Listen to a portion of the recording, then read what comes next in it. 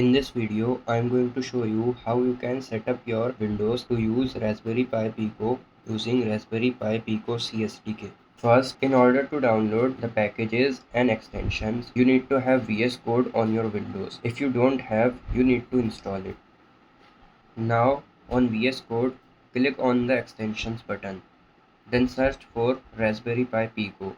Install the extension from the verified publisher of Raspberry Pi. Now, after the installation, you will be able to see Raspberry Pi Pico project button. Click on it. Now click on New Project from Example. Under the Name section, search for the Blink option. Now select your type of Pico board. I am having Pico W, so I am selecting that. Now choose a location for your project. Then click on Create. For the first time, it will take 10 to 15 minutes as it downloads all the packages required for the Pico code to compile. And now, after all the installations, you will see a new VS Code window containing the Blink example project we selected. Open the blink.c file.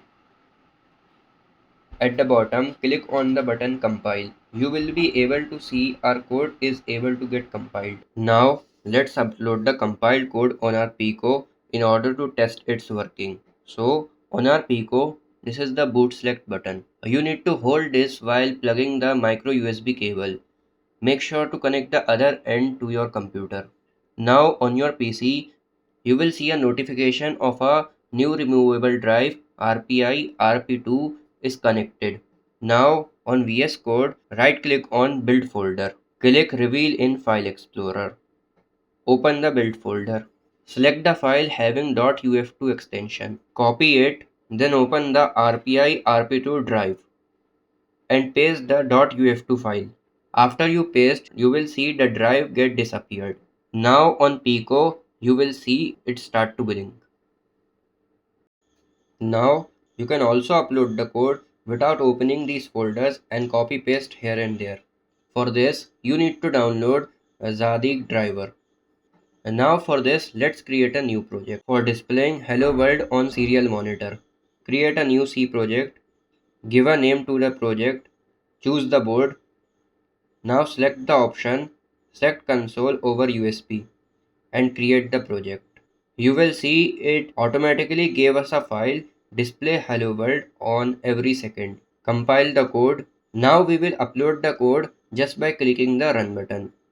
Make sure you hold the boot select button while plugging. Now click the run button. Now you will see on terminal we don't have a serial monitor option. In order to get that, you need to download the serial monitor extension. Click the extensions button, search serial monitor, download the official extension from Microsoft. Now open the new terminal. You will see the serial monitor button. Click on it. Now click on start monitoring. Make sure the right USB port is selected.